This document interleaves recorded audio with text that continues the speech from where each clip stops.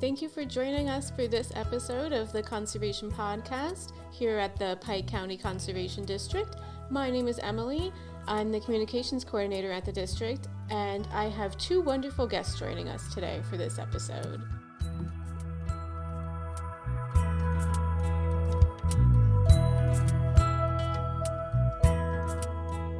I'm here with Garrett and Logan from the PA Department of Conservation and Natural Resources, or DCNR. Do you guys want to tell me a little bit about your role at DCNR and what you do there? Yeah, so I'm Logan. I'm a service forester with DCNR. Basically, the main responsibility with that is I go out and I talk to landowners about what they have, any issues they might be encountering. I just try to be a general educational outlet for DCNR. And then the questions that we get there it's pretty much anything from forestry to, hey, my yard tree's not doing well. Could you please come take a look at it and let me know what it has going on? My name's Garrett. Before I was a service forester, just like Logan, I spent about 9 years as a service forester here, covering Monroe and Pike counties, doing the same stuff he was doing, a lot of public outreach to private landowners, conservation groups, schools, things like that. Currently, right now, I started here my first year as a fire forester. I cover fire suppression activities and education in Monroe County, working with wildfire suppression, educating volunteer fire companies on wildfire suppression techniques, other trainings that fit in that fire suppression role, and also do a little bit of stuff here with prescribed fire as well in the district, how we manage some of our state forest lands using prescribed fire. Very cool. So you had said you had been in the service force position for about 9 years. So Logan, how long have you been with DCNR? And for both of you, what drew you to work in this career? Yeah, so I've been with DCNR for a little over a year now.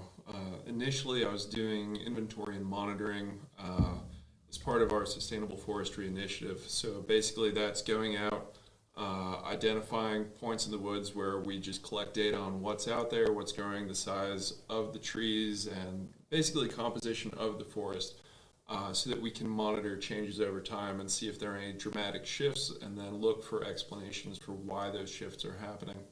And then I took up this service forester position about 4 months ago here. As far as what pulled me into that, I was looking for something where I could always be trying to, branch out and explore something new. And, forestry is one of those things where, you learn about the trees, you learn about the soil, you learn about the economics of timber harvesting and soil compaction, insects, diseases. There's just always some new thing that you can go into and really specialize in. Yeah, that's a lot of different things that you get to do every day. No day is the same. So, Garrett, what drew you to your new position as a fire forester? Well, after a while, we kind of need a little bit of change. Want to explore some other avenues here. I always liked the fire program here. I liked kind of the spur of the moment, some of the variety the program offers. It's just a very unique program, kind of specialized. The folks that work with it here, it's not something that most people get to experience in their life. Provided me a lot of really neat opportunities. I've spent a lot of time traveling around the country, working on wildfire suppression out of state. It's got me to, I think I fought fires in 10 or 12 different states, all the way from Texas, Georgia, to the Great Lakes states, Colorado, California, Montana, you name it. I covered a lot of ground. I saw a lot of cool stuff and saw a lot of neat places that most people don't get a chance to see. Plus, you get to give back a little bit. I'm a lifelong resident of Monroe County. My family's grew up there for generations. It's kind of cool to get something back, and it's a kind of an interesting feeling. I just enjoy it. Yeah, absolutely. And we get to work a lot with DCNR here at the Conservation District through the Pike Wayne Conservation Partnership. How do you guys work with other conservation districts and with some other partners in the community? Well, we do a lot with education, sharing resources. A lot of the conservation organizations can be short-staffed, especially a lot of times. We have a lot of seasonal employees and things where it's kind of hard to get some staffing to help us do some projects. We lend some hands with some of that stuff. As far as, I'll start with the fire collaboration. Fire's a pretty dynamic environment. It's very easy to get shorter resources, and we do a lot of trading with resources for wildfire suppression and also for prescribed fire. Work really closely with National Park Service here at the Water Gap Natural Recreation Area. They help us out with a lot of wildfires, prescribed fire, and we try to help them out as much as possible ourselves. Sometimes we get involved with fish and wildlife, some of their refuges they have in wildfire suppression, and Nature Conservancy, Pennsylvania Game Commission also work with those folks quite often as well. So it's kind of neat to be able to work with different agencies, share resources, get a lot of training. And one of the really nice things is to work with different people is you pick up a lot of different techniques and ideas that maybe you haven't thought of in your group, your organization. It really gives you a lot of good things to look to improve your organization. Pick up a lot of very good things. As far as the traditional like forestry aspect, managing your timber, with the service forester role, you do work with a lot of different organizations. Probably the one I work with the most is Natural Resource Conservation Service, NRCS. They're part of the U.S. Department of Ag, and they have a lot of cost share programs for landowners to manage their woodlands, for timber, for water resources, for wildlife. So I spend a lot of time working with them and helping them administer the programs. Various conservation groups, worked with Lackawanna Conservancy a bunch, Pike County Conservation District, Monroe County Conservation District, doing all kinds of school programs, activities, summer camps, those sort of things. Spend a lot of time doing that sort of thing. Pretty heavy in the school program, educations as well. A lot of teachers have like a forestry or environmental class, and we do a lot of in the classroom training with that, kind of showing the students what we do as a career. Bureau of Forestry manages 2.2 million acres, and we have tons of different ecosystems we manage, tons of different roles and jobs we have. So a lot of times if students are looking to get into conservation, they really don't know what kind of jobs are out there, and kind of go there and kind of show them, hey, you like doing this kind of stuff, there could be a job in it for you, and kind of give them a little bit of an idea of who we are, what we do. That's pretty important. Yeah, that's awesome. So you both work with and learn from a lot of different partners in the field and also get to travel to lots of different places in the area. So have you come across any really cool forestry or ecology facts? Do you have a favorite fact? Yeah, so one of my favorite things as far as Pennsylvania forestry goes is just the amount of biodiversity that you can find out there. We have forests you can walk through, you can find 30, 40 different species of trees alone without, looking down below eye level. Whereas, if you go out to the west side of the country, you can go out there and you're like, well, that forest over there, that's Douglas fir. And that one, and just having that level where it's that diverse, there's that much information packed into one small space. I just think that's fascinating. Yeah, that's really cool. One of the neat things about Pennsylvania ecology here in forestry is the kind of forest we think we're out here used to seeing out here growing up our whole lives looking at is actually not a forest community we really had historically in Pennsylvania. We never really had these forests that are so heavily dominated with oak and hickory species. A lot of it's just a result of past land use. Most people don't realize it, but almost all of Pennsylvania has been clear-cut a number of times. I mean, the first European settlers in probably 1920-ish, 1940, depending where you are in the state. So the forests we have here, mixed with those cutting cycles and all the wildfires we had, actually really made this oak hickory forest that we did not have. If you would have went back to, say, 1700 or before that, our forests had a lot more late-season species, which more of the white pine, hemlock, beech, sugar maple, things like that can really tolerate a lot of shade, more of the longer-lived species. So this oak hickory forest that we think is a normal part of Pennsylvania really hasn't existed within any time more than 100 years ago. You really want to saw these kind of forests. So they're pretty much new. We're trying to manage forestry for something that's not really a natural part of the landscape. It's something we created because of past land uses with clear cutting and fire. So we're trying to really manage for a lot of things that maybe Mother Nature doesn't want to do all the time historically. Yeah, that's really interesting. And I don't think it really gets talked about very much, how the forests we see today are so much different in Pennsylvania than in the past. And it's difficult to think about it and visualize it because it's been like this for about a century. Nobody has really experienced that prior. Yeah, forestry in Pennsylvania, or really should say North America, is a pretty new science and field. Europe, they can track some of these histories, some of these forest stands back hundreds and hundreds of years. Here, we haven't really been trying to successfully regenerate our forests and really take care of them since, in the last 80, 100 years, probably when we really had to really care about what's going to happen to the forest. A lot of that really kind of showed up around the Great Depression, CCC errors. There's a real concern we were going to run out of wood products. That was a big concern. Everything was made of wood back then. Houses, people used it a lot for fuel, shipping, all that kind of stuff. We didn't have as much reliance on plastics, steels, engineered materials. There's a real concern we're going to run out of wood. So then we started to really look at the forest and say, hey, what can we do to manage these? What can we do to make them healthy? And also at that time, we had a lot of issues with erosions, wildfire. People saw the issues with water quality. So a lot of that brought on even our agency, which really got started, which really started as a fire prevention agency, really is what we started as. And then we really started to morph more into this forest management agency as time went on. Yeah.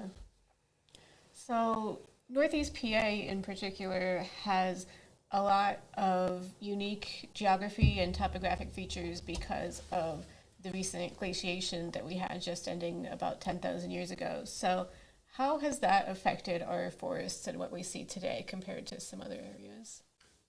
Yeah, so in this area, really, if you look at kind of the soil composition, it's pretty different from, say, the center of the state, where you have big, wide valleys and perfect places for farmers and fields out that way. Whereas here you have rock. Rock, it kind of gets a bad name in a lot of way, but it's what's here. It's what we have, and so you end up with these much smaller hills than you would see in other parts of the state, and it kind of creates these neat little stands that are maybe a little more isolated than you would see in different areas. Kind of going through the state in my inventory position this last year, I think, I didn't really see much American chestnut, but here there are just little pockets of it all over the place. And whether that's the nature of those small valleys where, maybe it was a little protected, it didn't get the fungal blight that other areas did, and they were just able to survive, or, whatever is causing that, you end up seeing just pockets of very different things within 1 mile of each other, whereas in other parts of the state, it's a little more homogeneous as you move around. Right. Yeah, to really add to what Logan said there is I've traveled to, I think it's 42 or 43 different states. I'm gonna say that Northeast Pennsylvania as a whole is probably one of the most diverse ecological sites that I saw in the United States. It's pretty incredible. Like, especially here, you look at the glaciers and a lot of the other land influences we have. Eastern side of the state here, we have Delaware River. We have a lot of those alluvial plains there. Really good high quality soils. We get to the glaciated areas. That the glacier either A, scraped all the soil off, left a rock, left little pocket wetlands all over the place, which Pike County is just full of swamps that are relics of this, where the glaciers stopped. Where the glaciers did stop some of them, we have just big pockets of this fine sand and gravel where you can just dig for 30, 40 feet sometimes and just have this small little light sand and cobblestone, which makes a lot of different vegetation types that want to grow there. Some places you can go and have really nice black cherry, sugar maple, red oak, and you can go a quarter mile away and just have a dry, barren, scrub oak, white oak, black oak, chestnut oak kind of dry ridge. The Pocono Plateau comes down to. There's a lot of different geological functions or formations we have here. We ridge and valleys as well. So we have a big melting pot of at least 3-4 different land categorizations, different past geological histories, and it creates a very diverse ecosystem. Can change very rapidly. Yeah, I'm sure anyone who has tried to plant a garden or some trees here knows how rocky the soil can be. And we see wetlands all over Northeast PA and in Pike County especially. So we could definitely see how our forests have been shaped by that. How do our forests help to protect our drinking water? We know that planting riparian buffers along rivers and streams are good for filtering the water quality. Why is that important? I think one of the most important things, well, it really is one of the most important things with forests and soils, are they store a tremendous amount of water. Sure, if anyone's ever took a bucket of water, say you wash your vehicle, you want to dump it out in your yard, something like that, you might see the water just kind of pool a little bit. It takes a while for it to infiltrate. You can go to most of these forest soils, you could dump 300-400 gallons of water, and most of the time it's just going to sink right in, infiltrate into the ground. The the organic matter that's on top of the soil, the leaves, the duff, the breaking down organic material that's turning into soil, store a ton of water, which is really important, reduces flooding, and majority of the folks in northeast Pennsylvania get their water from wells. That water's from rain, snow melt, is stored in the soil, seeps down through, replenishes their aquifers, it's used for drinking. Forest soil is really good at filtering that water too, so it becomes pure water when you want to pull it out of your well at home. Other thing is that water stored in the soil and slowly leaches out into our streams. That's what creates really high quality cold water fisheries we have. Our only native trout is the brook trout to really support a lot of those native brook trout streams we have, and then also support more of the wild brown trout that we do have as well, which are really dependent on those cold waters. And again, if you want to go towards more down the watershed too, you start to get in this larger municipalities, things like Bethlehem, Allentown, Philadelphia, New York City. They all get their water from aquifers, from rivers. They all start up here in the mountains. Pike County is really the home of a lot of their water systems. And I mean, if you don't have the water stored here, where are you going to get water come August, September when you have those really dry spells? Right. So our forests are really important for hanging on to that water and preventing flooding, but also keeping it for future use, but also filtering it and shading those water systems like our streams and rivers to keep those cold habitats for the brook trout in place. Correct. Yeah, the forest buffers are really good. That's really the last line of filtration that water's we're going to go through. If you have any kind of storm flow that comes off driveways, roads, parking lots, before it runs into a stream, you can get one little last chance to get filtered out before it gets to the stream. Some of the larger particles, soils, sediments filter out. Some of that clays, the smaller particles get caught as well. It's really the last line of defense to where that material and nutrients makes it into the water system itself. And again, it's just having that tree cover, the leaf canopy cover on the streams is really important in the summertime when you get those hot conditions. If those streams were exposed to the direct sunlight, we lose a lot of our cold weather fisheries that we do have. And our forests, how much of a risk are we at in our area for forest fires? We know that we've seen them a lot on the West Coast, and last year up in Canada we had a lot of smoke coming down this way from their forest fires. Forest fires are always going to be a risk in Pennsylvania for the foreseeable future, and probably forever for that matter. We definitely are seeing an increase of fires for a couple different reasons. We are into a period of a little bit different climate.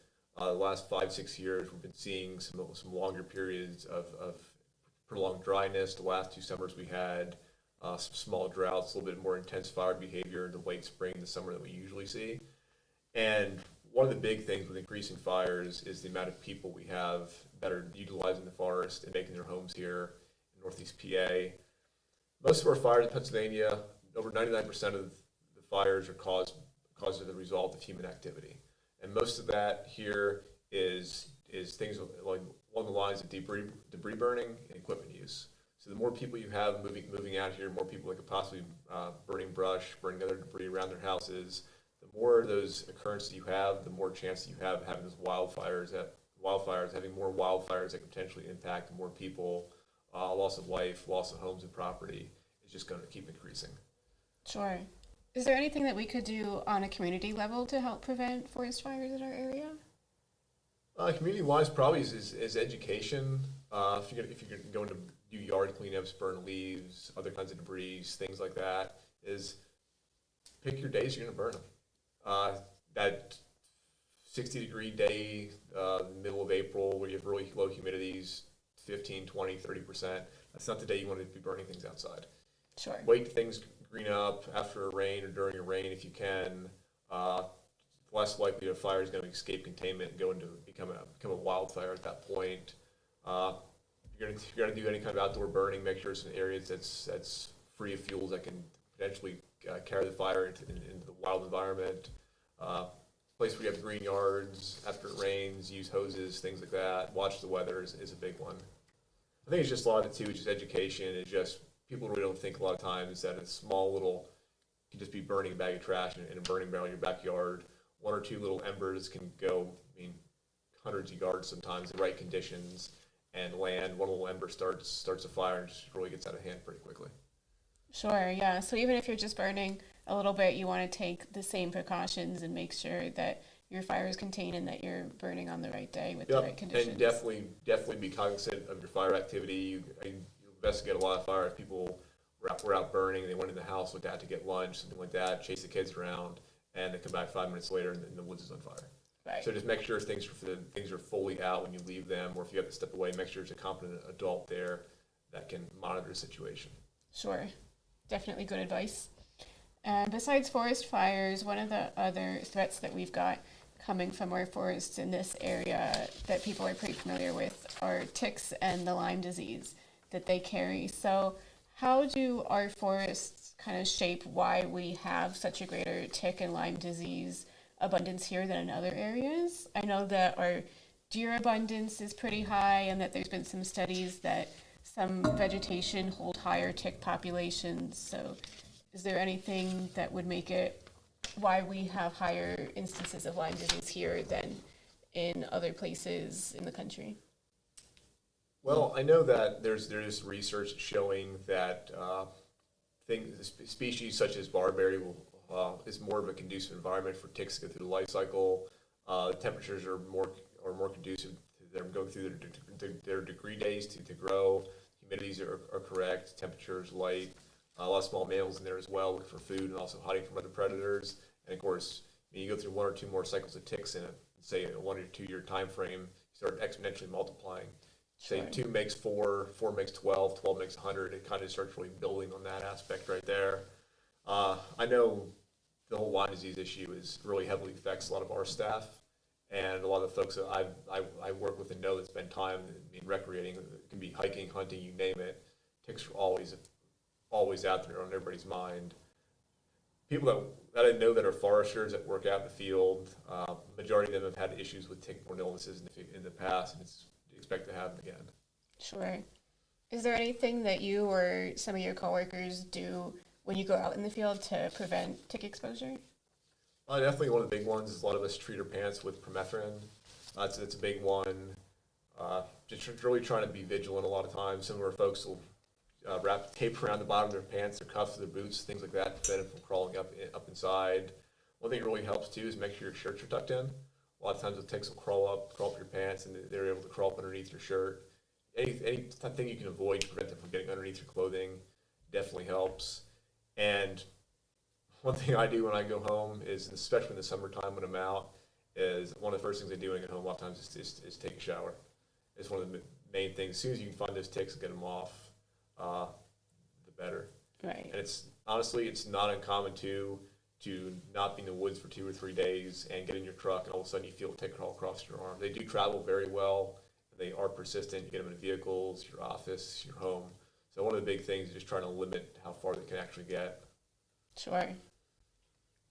So along with ticks, one of the other pests that we've got right now in our forests is beech leaf disease, which is more of a newly emerging disease in our area, I think, right? Yeah, so beech leaf disease kind of showed up in Ohio in 2012. A lot of our communities here are starting to see it, especially if they have forests that are primarily composed of beech trees. This is kind of a good moment to highlight the importance of biodiversity in our forests, because when you have one kind of tree, one problem can affect all of them. And where you get that concentration of beech leaf disease starting, it's really easy for it to spread to the neighbors right next to that tree, and it just kind of exponentially expands just like that. Areas where I've been, at least, where I've seen our American beech trees just out in the forest and they're not the primary component, there is almost no or no beech leaf disease present. Pretty much it's a disease spread by nematodes right now. And they're still doing a lot of research into it. I know that down in, I think it's Nolde Forest down near Harrisburg, by Reading, they're doing some research now trying to figure out some ways that they can treat it, but it's all still very preliminary and we haven't figured out any kind of permanent treatment. Okay. Could you clarify what a nematode is? Yeah, so a nematode is basically something on the bacteria level, 100 microns long. You're talking less than 1/100 of an inch in length, much, much less than that in width. You're talking about something that, you might have it on your hands, you might not. Pretty much without chemical treatment, it's pretty hard to, wash equipment and be sure it's not there. Sure. So we talked about Lyme disease, beech leaf disease, and wildfires. Do you see one big threat facing Pike County's forests that you would say like we should be the most concerned about in our area? I think there's probably two things I'd say that are really big threats. One of the ones is probably the most noticeable to people is a lot of the development we're having.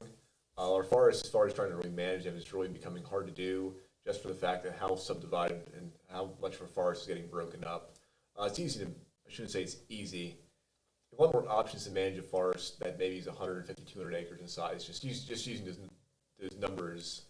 You start breaking that down to smaller parcels to 2, 3, 4 acre lots, if not smaller. You lose a lot of connectivity to really manage for a lot of our species that use larger territories. A deer, we use home range is over 1.5 miles. Bear, I think, is 20 miles.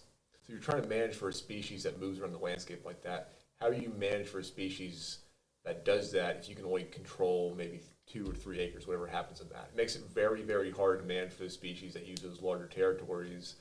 They have to be mammals, things like other bird species, grouse, turkeys, all that stuff uses different home ranges, different forest habitats throughout the year, and it's really hard to manage for those species. It's hard for those species to stay in the landscape that have low reproductivity. Using examples, turtles. How far does a turtle really go? Turtles have really hard issues with roads, things like that. So you start breaking this landscape. So a lot of those animals that are slow moving, aren't very mobile, have low reproductive rates. It's really hard to manage for when you have these smaller parcels. Adding to that issue is also the issues we have with deer. Deer is probably the if not number one, but probably the second biggest issue in Pennsylvania. High deer numbers are really impacting our forests. You go to a lot of areas, especially around the developed tracks, where you cannot find any kind of regeneration. And when I say regeneration, I mean tree seedlings. If you don't have seedlings to replace trees that, say, die in a forest fire, ice storm, wind damage, what's going to replace them? The answer usually is invasive species. You have a lot of things: Japanese barberry, knotweed, mile a minute, autumn olive, you name it, the list goes on and on. These invasives are starting to replace a lot of our natives and really starting to overtake our forests. So I'd say the biggest concerns is that forest fragmentation with increased development, and then the deer working in conjunction with invasive species is the second biggest one. Sure. And so forest fragmentation, like you had touched on, really leads into habitat fragmentation for our wildlife. And so if they're not able to cross roads or housing developments, that can lead to things like inbreeding when they're not able to have a gene flow going across populations, and can have tumbling effects into things like their immune systems.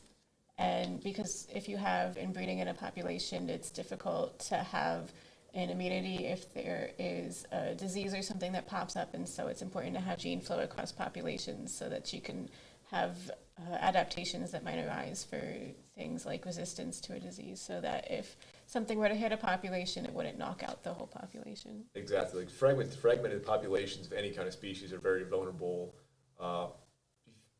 Anything, any kind of disease, hard winters, droughts like that, population can be severely impacted and wiped out pretty quickly. It's good examples. You start looking at a lot of the western states, a lot of the elk and mule deer, they're migratory. They live in the mountains in the spring, summer, and early fall. As soon as it gets snow, they move out of the mountains. And a lot of these, the wintering grounds are getting built on.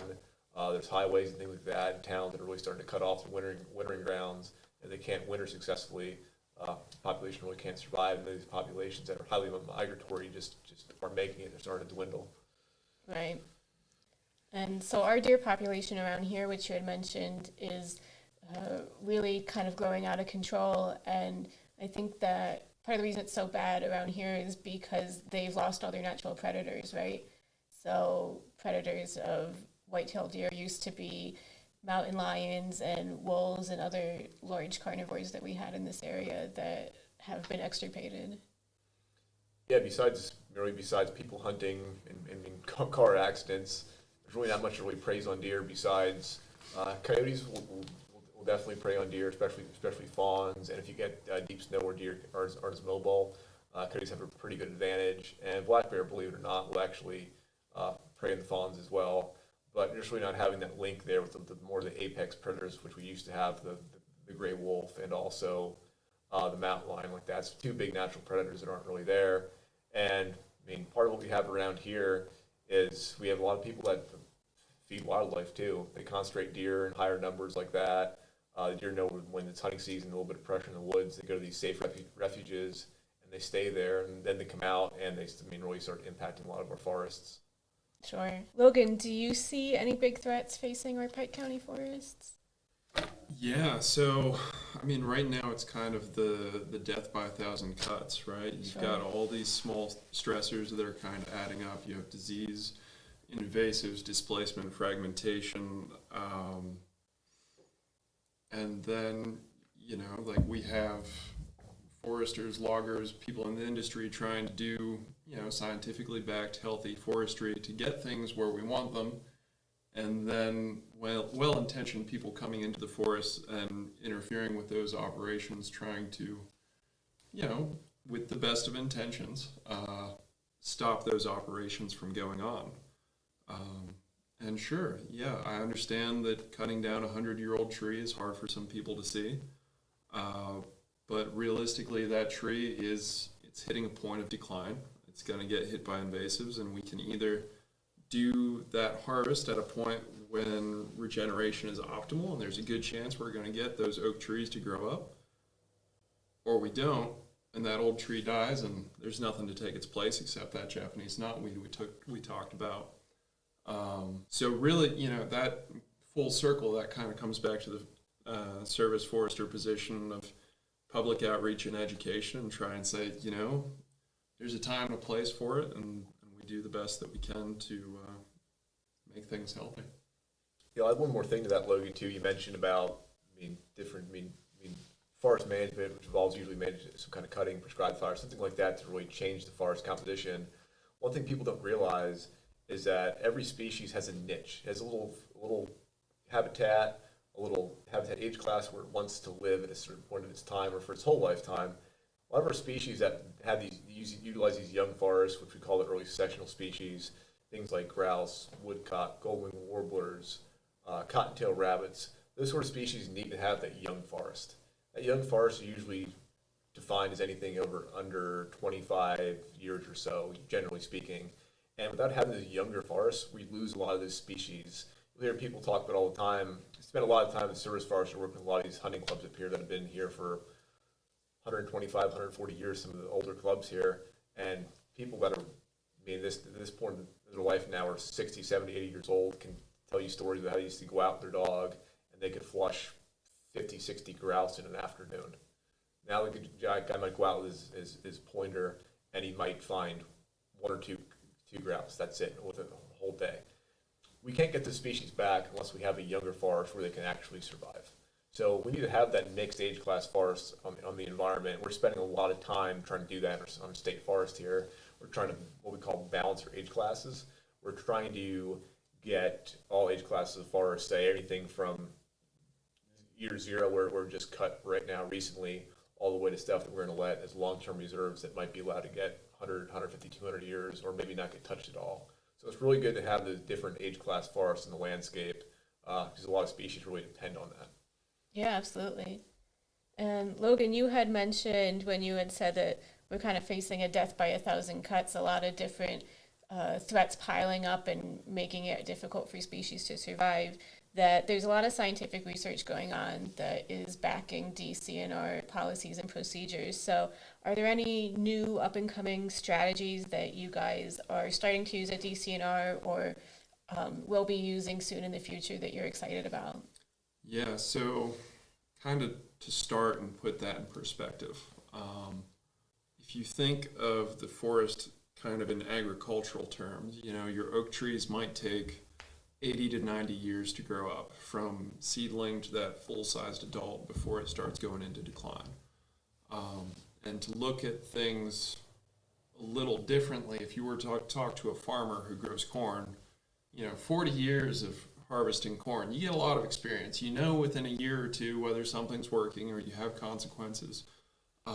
Forestry, you could work for 30, 40 years and you haven't seen, the second, third generational consequences of what you're doing. So honestly, everything within the last 100 years is still, in perspective, new in some ways.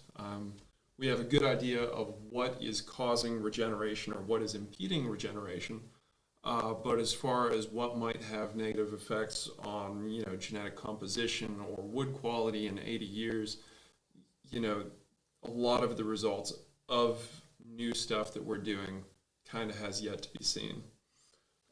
That being said, we do have a bunch of different things that we're doing now that, 100 years ago, they just weren't common practice. We're doing shelter wood cuts, which is where, when regeneration is good, we'll harvest a majority of the trees, but leaving some spaced out. And what that does is it allows regeneration in the understory that likes to grow in the shade to kind of become established before we do anything else. In areas where we don't want, say, birch or beech to move in, and we want oak to do that, we'll do that shelter wood oak, because what oak will do is it grows down before it grows up. It gets a really established taproot and root system going, because historically it is adapted for fire. And, if it was competing with birch and beech and everything else, and birch and beech grew over top of it, and we suppress that fire, then the birch and beech would just continue to grow up, the oak would fall behind, and it just wouldn't keep up, competitively speaking. We're also doing fencing, which, 30 years ago, if you didn't do fencing, you just had dirt. That's what you were growing there. That's the truth of the matter. Some areas we're finding that if we do a large enough harvest, there's simply too much there for the deer to just devastate it. So, maybe doing a larger harvest is, beneficial in the sense that you don't have to put in a fence in those areas. There are some really great photos out there showing, we put in a fence, we waited 5 years, we came back, look at the left side of the fence versus the right side of the fence. Right side of the fence will have 12-foot tall saplings in there and everything's looking great. Left side, you've got a handful of ferns and just about nothing else. There are all sorts of different things going on right now. Always new studies coming out, and it's one of those things where a new study comes out and you have to look at it and you take the information for what's there, but you also have to be critical of it because you don't know what the long-term consequences are yet. Yeah, add to that, we do put a considerable amount of time and money into trying to do research, try to figure out new treatments, working with our partners to try to figure out what's the best route moving forward for forestry in general in Pennsylvania. There's always new things on the horizon. 3-4 years ago, beech leaf disease was something we didn't think about. We're doing research, trying to work and trying to see if there's any ways we can deal with that. We were doing parasitoid releases for emerald ash borer, trying to work on some issues with that. Hemlock woolly delicate, working on all kinds of different projects, kind of figure out how to deal with a lot of these invasives that are coming, and just figure out forestry in general. Again, forestry is ever evolving, ever changing. It's not stagnant. And Logan made a good point. Like, you can do a lot of rotations of corn and soybeans, try to figure out new hybrids, figure out what works, select for genetic diversity that you would like to have. We can't do that in forestry. A lot of oak species, you take 25, 30 years before you can produce an acorn. So we're talking about stuff on the large scale. It takes a lot of time to really work through to figure out what works, what doesn't work. And what works here to grow oak in Pike County doesn't work out in Center County. It just doesn't work. Soil's a little bit different, trees a little bit differently. Our shelter woods we do out here, we try to manage the light to grow oak seedlings. We level a few less trees per acre than they do out in the central part of the state. It's just what works here. And a lot of that here is just trial and error. You take research, you take the guidance from the experts, and you see if it works, it doesn't work, if you got to tweak it a little bit. Again, just based on local factors is a big thing, and you will have failures. Sure. You will have failures, but you hope your successes outweigh the failures. And you can do everything right. You can do a shelter wood sequence. You can have really good regeneration. You harvest the first entry into the stand really good. Don't do a lot of residual damage to the soils, to the trees that are there. You could have drought for 2 or 3 years. You could have heavy defoliations of natives or invasive insects. Other things like that happen, and it might turn to the birch stand. That's what happens sometimes. Mother Nature, the only thing you can say that she's going to do is she's probably going to surprise you when you're least expecting it. Yeah. So there's a lot of variabilities we have here in forestry where we try to use the best science available, try to put that into our management going forward. I mean, Bureau of Forestry, we manage 2.2 million acres of state forest land across Pennsylvania. We are certified by FSC, which is a Forest Stewardship Council, and their third-party accreditation service that we use to, they certify that our forests are being managed and harvested sustainably, and our wood products that are harvested here carry the FSC logo as well. That's great.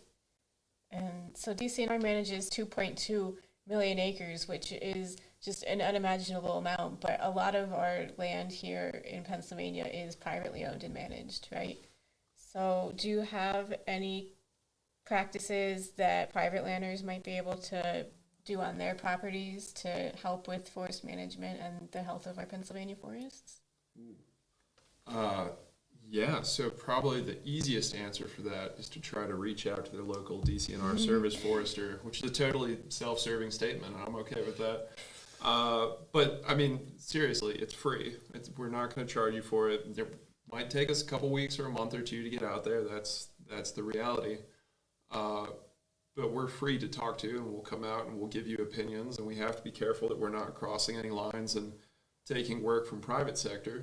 But what every landowner has is so unique that trying to give blanket statements from the comfort of my chair right now is it's dangerous. I'll put it that way. Sure, yeah. That makes sense, but that's a great resource. So how would someone find out how to contact the service forester for their area? Yeah, so DCNR's website, if you go and I think if you just type in DCNR Service Forester, you'll find a list of service foresters by county, where to or who to reach out to with what email or what phone number. That's probably the easiest way. Just kind of to go a step beyond that, we recommend that everyone has a forward stewardship plan, which is, 5 years, 10 years out, what you want to do on what year, and it kind of provides you with that map of how to get to where you want your forest to be. I know one thing I was always asked service foresters, what can I do here? What should I do? And it's a very hard question to answer. I always would ask the landowner then and say, how do you use your forest? How do you foresee using your forest? And what do you foresee doing with it in the future? Sometimes it sounds a little cruel, but a lot of our landowners, people at the time they have to have some land, some free time, usually a little bit older in life. And going back to forestry, I mean, a lot of our forest really becomes maturity. You're talking 80, 100, 120 years, if not more than that for some of the species, is you're planning out for a pretty large planting cycle. What you do today is going to have implications 20, 30, 40, 50 years down the road. And it's not like a cornfield where you just doesn't work one year, you can try a different hybrid the next year, try planting corn somewhere else, plant soybeans there instead. If you go and really jump into something and not really investigate it, don't really want to, I should say not if you don't want to, but if you just kind of jump into something kind of haphazardly, you can really change how you're going to use your forest and how you're going to be able to manage that going forward. It's really easy to do a lot of damage to your forest. It's really hard to correct that damage and bring it back to the state that you'd like to see it at. So a lot of times it's better to go slow, really think what you want to see the forest. And there's opportunity cost of everything. If you own 30, 40 acres, you want to make some early successional habitat, you want to possibly some grouse, turkeys, hold some more game like that, you're probably going to lose some of the aesthetic value you had of the land before. It's always a give and take on forest management. It's really good to have a plan how you want to use your forest. Maybe not just 6 months down the road, but also 3, 4, 6, 8, 10 years. Because what you do today is really going to shape the way your forest develops. Sure. And so having a service forester come out to your property is a great way to make one of those plans and to have an idea for how your forest is going to look going into the future. It's a great place to start the conversation. There's landowners here, Service Forestry we've worked with. There's records in our office going back 50, 60 years, if not longer. Start the relationship. Service Forestry, we like going out, like meeting people, talking to people. It's always cool to see different properties and meet new folks.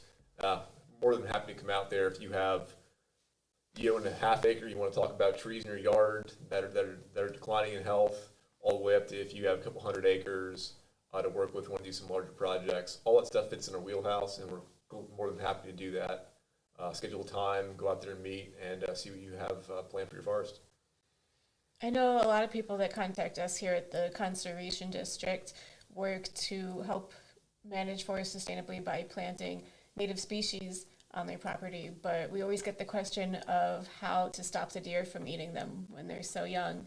And so some people have a few hundred acres where they might be able to do deer exclosures with fencing, but people that only have an acre or less might just be looking for trees to plant in their yard that don't really have that capability. So do you have any recommendations for that? Yeah, the deer issue is really complex. Sure. We'll start out with smaller landowner working more around your house, things like that. There's two things you're gonna have an issue with deer plantings a lot of times is the buck are gonna rub their antlers at usually the end of August, trying to get the velvet off, and keep rubbing that through the rut. So you have the deer damage done by rubbing antlers, and you also have the feeding damage as well. One thing you can really make your life easier if you get larger species. Say you want to plant a maple tree, get one that's 1.5 inches, 2 inches in caliper. All you have to do at that point is protect the tree's bark from getting rubbed by the deer. Simple little tree guards you can pick up. There's some pretty good ones that are black plastic. They're reusable. You can take them off and the tree gets bigger. They're perforated so they get light to go through and they get air as well. Tree that 1.5 inches, 2 inches diameter in size is going to have its canopy above where deer can browse. So you're not going to worry about the deer browse issue.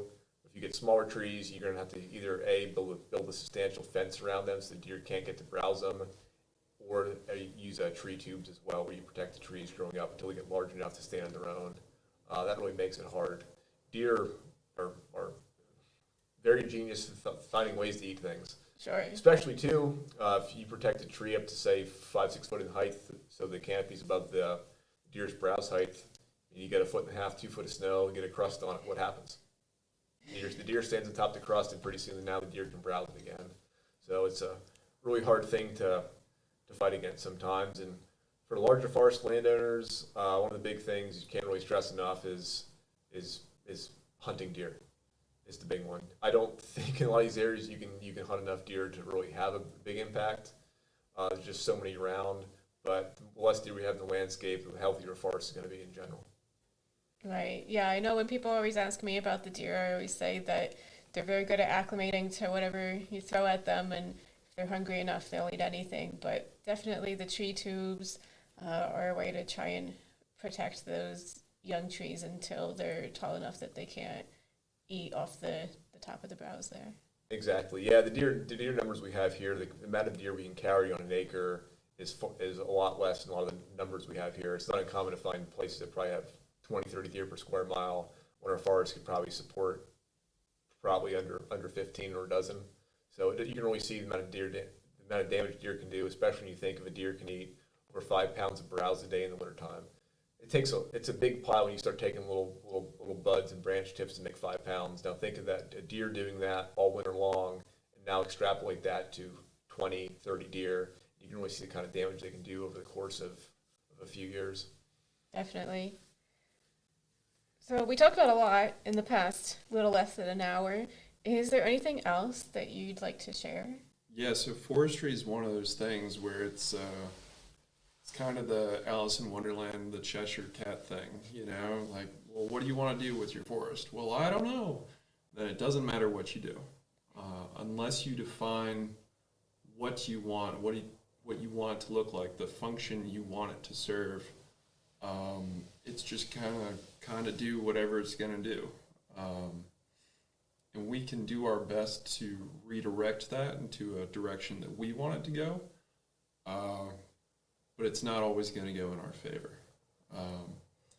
And that kind of leads us into another direction where, there's this growing idea that, well, if I just Google enough, I'll find the answer and that'll come up with something. And that results in decision paralysis. And, well, that's a whole different problem because now you're deciding to do nothing.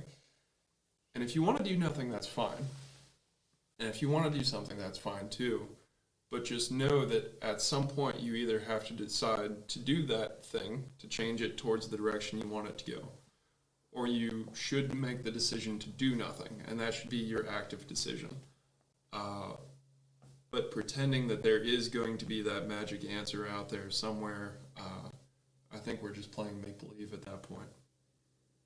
I'll have two things to add. Build on that a little bit Logan said. Prior to service forester in 9 years, the thing I've recommended the most to landowners, either wholly or in conjunction with some more recommendations for their land, is treating the invasive species.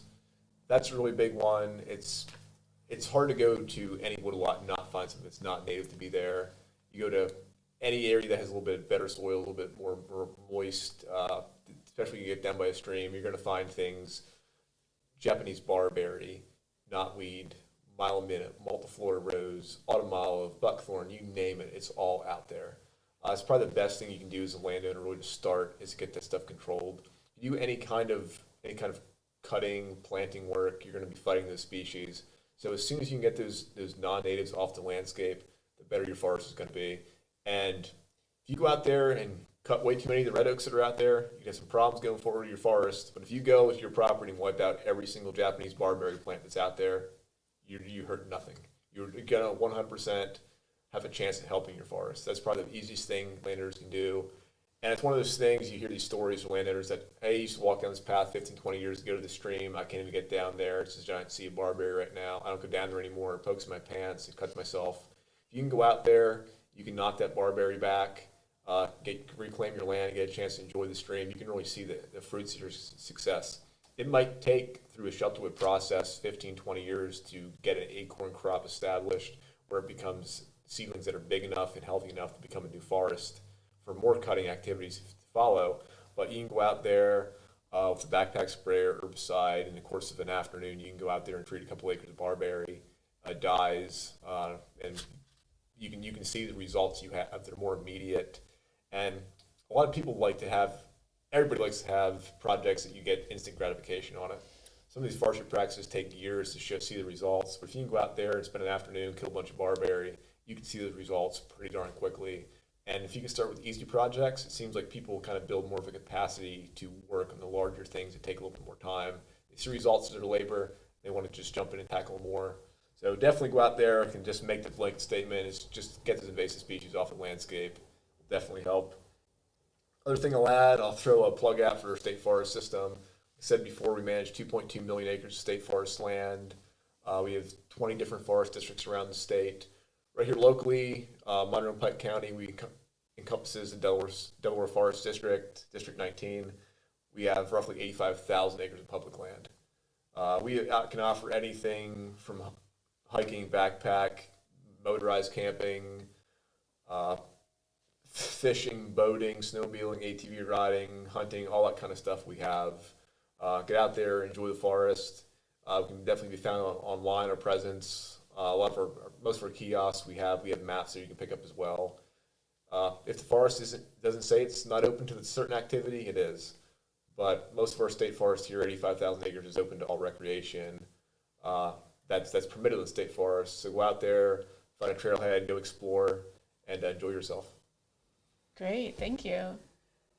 So thank you both, Logan and Garrett, for talking with me today and for covering lots of different forestry topics. And thank you so much for coming. Thank you for having us. Thank you.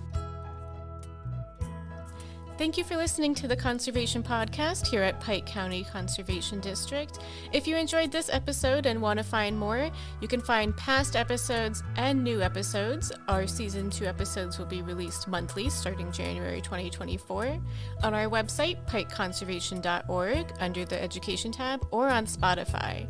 To stay in touch with us, and find out more about our upcoming events, newly released podcast episodes, and tips and tricks for conservation at home, follow us on Facebook, Instagram, and YouTube, and sign up for our email monthly newsletter, which you can find the sign up link at the bottom of our website, pikeconservation.org. Thanks for listening.